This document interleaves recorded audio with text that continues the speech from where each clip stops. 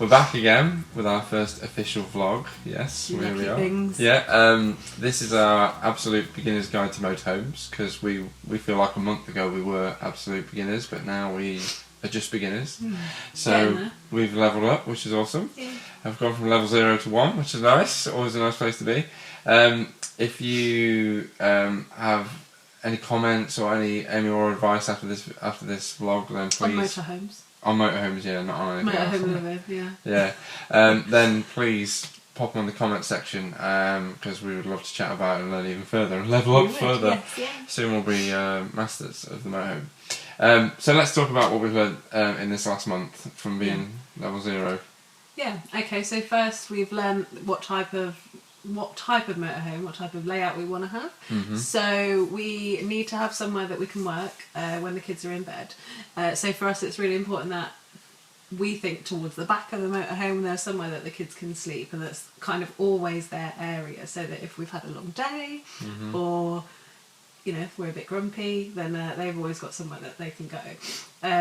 So we thought maybe like a twin bed layout or a bunk bed layout would work really well for them. Or, any type of bed at the back would work. I'm sure they wouldn't mind sharing, but it's always better to have your own space if you're unhappy with each other, isn't it? Yeah. But yeah, we need to have some sort of dining area where we can work when they're in bed as well. So we're thinking maybe a 6 berth would work well for us. Yeah. There are a lot of 4 berths around, but a lot of them, the table area turns into the bed, and that's cool.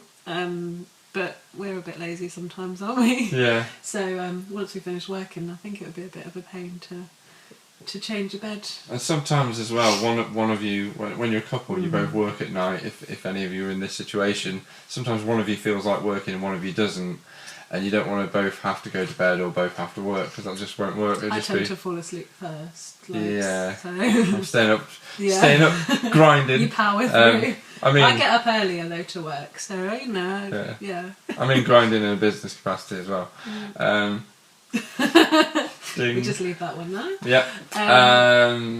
But yeah, there are lots of different bed layouts that could work for us, though, aren't there? Like there are the overcab bed styles, so you always say they look like a bit of a quiff on the outside. Yeah.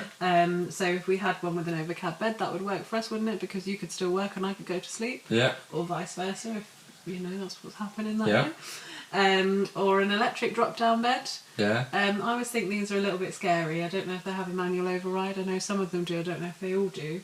But if your bed fails, if that fails, what are you going to do? Get off. Get off. Get off it. Just get off it. Don't get off. No, get off the bed. Right, yes, and then there's transverse bed. We said that probably wouldn't be quite right for us. It would be okay, but that's where a bed goes the opposite direction at the back of the motorhome. And then there's island bed. I think he's making them up, Yeah, I'm just making them up names.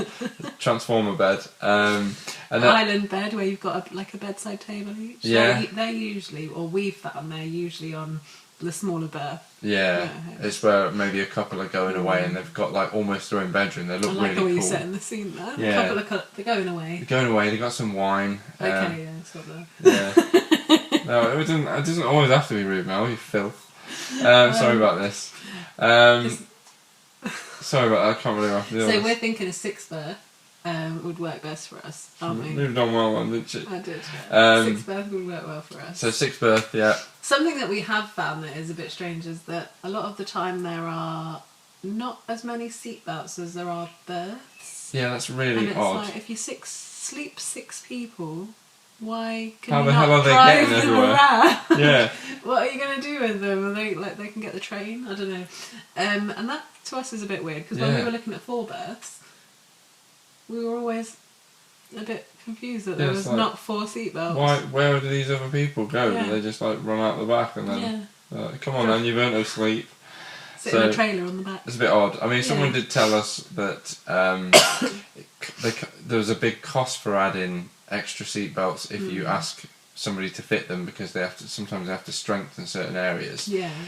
But why they don't come out manufactured like that, I don't know. Maybe it's just the older ones. I think a lot of the newer ones we've seen tend to have more. I'm not going to say all the time, but before the rules. Yeah. But moving on from that, we've got Rufus can't be with us tonight because he's in bed catching some Z's. But he's been learning a lot with us, and he's been out there viewing the motorhomes and getting in all the cupboards, as you might see from some of our other videos, having a great time. He does love a good hiding place. He does love it, even a rubbish hiding place. Yeah. But he's been learning about the water tanks on a motorhome. We've been teaching him that and learning ourselves, and he's going to explain that to everybody now. So we're going to cut to Rufus. Here we go. Hello. So I am going to teach you about the different water tanks and colours. So the white one is clean water, the grey one is dirty water, and the black one is toilet water. Really good. I am going to be emptying the dirty and toilet. You're going to be emptying the toilet water, are you? And the dirty water. No! So we have 3 different tanks, don't we, on our motorhome? Yeah. And we fill up the white one, and then the grey one's for like our washing up water and our shower water, and then the black one, that's for toilet water. Yeah, excited? You better not be showering in the toilet water. I hope not. Right, say goodbye then. Bye bye. Oh yeah, can you click your fingers?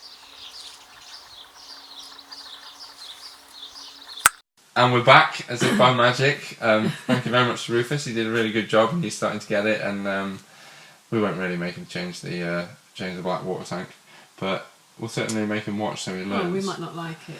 He might, so. But we thought we'd talk a little bit about the license. Yeah, we didn't really realise before undertaking this kind of big project that you even needed a different licence for a motorhome. Only for some of them. Yeah, so if it's over 3.5 tons, 3.5 to 7.5 tons, then you need your C1 licence. And we've learnt so much about that, and we're kind of midway through the process at the minute. The cost is a lot more than what we thought, which is quite shocking. I've learnt a few little tips I want to share with people that might save them some money, because we've saved some money by being just savvy and just kind of lucky. So one thing is you have to have a medical if you want to do this, to make sure you're fit and healthy, because it's driving big vehicles.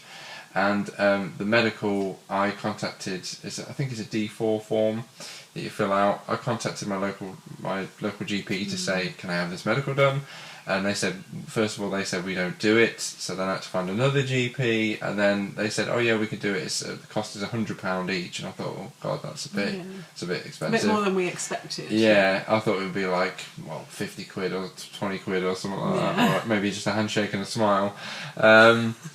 But yeah, it was £100 each, but then also there's an optician's part, and the doctor wasn't going to do that part, so then we'd have needed an optician's appointment each, which I'm guessing would have been another £40-50 each, so you'd have been talking into good money there. Yeah, £280 to £300 for us to do our... So I was ready to pay it, because it was the only place I could find in my area, and then I contacted a place called Lincolnshire Fit for Work in our county, and they specialise in doing all the medical licence, and we got it for the whole thing for £60 each. So it only cost £120, so we saved minimum 160 quid. Which we liked. Which was a win, yeah. And that was a win. Yeah, we had a nice drive out to Boston to do our medical, and we both passed, which was great. Got to practice our French. We found a French cafe. Yeah, there's a French cafe. Is it Café de Paris in Boston? Maybe something like that. Yeah, check that out if you're from Lincolnshire. Nice. If you're on the way, it's awesome. And then also now we know that we need to do a theory test again to pass the C1 licence, and then do a practical test. And the practical test is, I think the test by itself is £115, but the training around that test, the cheapest I found it is £850. And if you think we've got to do that twice, so we really like anybody's advice, and especially people that are in couples where both of you maybe drive normal vehicles. Have you both done the C1, and have you found it worth it? Or because I've seen some vloggers, and I know that there might be a couple, and one of them's got the licence, one hasn't, and one of them does all the driving. So how do people kind of feel about that? Because we're not really sure. What do you do, and how does it work for you? Yeah. And just remember that you need to pay for a medical, your theory, your licence upgrade, so you can So you can add your practical. Add your provisional. Provisional. I knew it began with a P. Yeah. Your training and then your test as well. So Yeah. it can add up. So definitely somebody said to us to add that into the value of the motorhome or into your motorhome budget, which we did not do to start with. No, so definitely do that. It's been a bit of a shock. Yeah. But then the worst thing is we don't even know if we're going to need it, because we might buy a motorhome that's less than 3.5 tons and we're not even going to need it anyway. But it takes so long that if the one we fall in love with is more than that, then we need to have it, or we can't buy it and you can't even drive it home. Unless you can downgrade it, which we found out you can also do. Yes, we found one dealer told us that if your motorhome's above 3.5 tons, as long as it's not too far above it, because a lot of them, especially some Heimers, seem to be 3,850, so they're only like a few hundred kilos over the 3.5 tons. You can contact the DVLA and they can downgrade the weight restriction of your vehicle.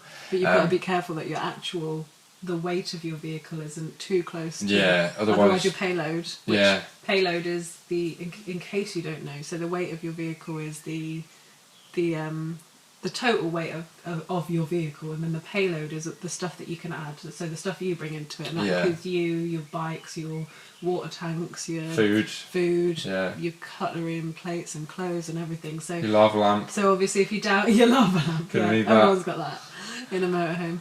So if you do downgrade your vehicle weight, then you will end up potentially with less that you can take with you. Yeah, you've got a heavier chassis. If you're doing it full time like us, then obviously you need as much weight as you can get. Yeah, so that's an option. Yeah. So license stuff, give us your thoughts, because that would be really, really useful. What else have we got? We're going to talk about engine model. One thing was a bit of a surprise that going to a lot of places, it was surprising how much, when we were in the driver's seats of them, how we were seeing the same sort of engine manufacturers like Fiat and Peugeot. We were seeing them again and again, and how, especially on newer models, how everything seemed quite uniform in the front. That was really surprising. Familiar. And quite pleasantly surprised how, because when we first started motorhome shopping, we just typed in RV shopping, and we were getting all these big American ones that were like 5 to 7 litre engines. Which look fantastic. Yeah, they look amazing, but I'm a bit intimidated by an engine that size. Yeah. I wouldn't really want to drive it, to be honest. But then the English ones, or the British ones that we've found... European as well. Yeah, and European, they're nice, smaller engine sizes, as you'd imagine, so they were between 2 and 3 litres. Normally like 2 or 2.3 or something like that. Yeah. So really happy with that. So that's good. Familiar. Yeah. And I guess another thing that we were quite happy about was the love and support, I suppose, around the whole van life community, or just the sense of community in general, is amazing. I don't think we ever anticipated quite how... No, it's been really amazing. Everyone's so just friendly, and everyone is ready to give you advice, and everybody wants to kind of tell you their experiences, and they're happy for you to come and have a look at theirs. Like everyone's invites you in and or shows you pictures, and they're really proud of what they're doing and what they've done and what they've got, and it's not something we're really used to, is it? Which is beautiful. We've been in people's motorhomes and we haven't even got one ourselves yet. We're just in the car park. We were at Brownhills the other day. We seem to be there quite a lot, looking around stuff, and there was a couple there that we hadn't met, and they were just like, we got talking to them, they're like, come in, show us this, and they were showing us the garage space that they've got. I don't know why I say that's so American. The garage space they've got. They showed us a garage, and they were just lovely, just really nice. And they gave us some great tips as well. We've had a lot of good tips from people that maybe we'll try and put together. And we've been starting really strong conversations. We've got a Twitter and an Instagram, and we've been sharing loads of great information on products we've found, like Scrubba Bag. I don't know if you heard of that. That's all pretty awesome. It's just an example, and also people giving us great advice. So we really want to thank people for that, and just let other people know how good it is and how big the community is. It's brilliant. You don't realise how many people are doing the same thing until obviously you start looking into doing it. So it's really refreshing, but it's also quite it kind of makes you feel a bit safer. Not that we ever really felt unsafe about doing it, but it makes you feel like so many people are doing it. Yeah. It must be a good thing. Yeah. Yeah. Which is? Yeah, it is. And then lastly, moving away from the motorhome stuff, just a bit of a progress update on what's happening. So we are well into selling our stuff now. We've been using Gumtree and eBay and Facebook Marketplace and word of mouth. And Rufus has sold maybe £50 worth of toys. That, pretty much the ones that he doesn't play with anyway at the minute. And we haven't sold any of our white goods or furniture or anything like that because we've got to live in our house for the next month or two. But we've sold over £500 worth of pretty much junk. Sorry, not junk. Sorry to anyone that's bought stuff that we definitely won't be able to use. Junk. Junk. Yeah, we sold. No, it's just stuff like a tent, so it's not junk. We can't take our tent with us. Yeah, it's too big. I loved our tent, and we've had a lot of good fun in it. But I don't even mean it like that. Yeah, we've had a lot of fun in it, but now it's just selling that. We had to let go. We had to let it go. But yeah, things like that. We're just getting rid of the things that we definitely won't be able to take. Stuff that we can't use now, really. And it's going well. Yeah, we're enjoying it. The house sale is going well. We should have the house. We've been renovating stuff like tiling the bathroom, doing little bits around the house, tidying everything up. We're a little bit behind on where we wanted to be with the house stuff because we've had some both of the kids have been sick at different times, so we're about a week behind, but we're getting there. And it's good. Hope the house will be on the market in the next few weeks, that is going to be super exciting. When that happens, it's going to be real. It's going to illustrate everything, isn't it? So we're there. We're getting there. So thank you very much for your support. We can't wait for September, which is taking forever. Oh, it's taking so long. But if you've got any more comments or any more advice that you'd like to send our way about motorhoming, or what you'd recommend, any products, anything that you think that would help us out, then share away, because we love to hear other people's experiences and what works for them. Yes. Yeah. So we'll see you in our next vlog. Bye. Cheers. Bye bye.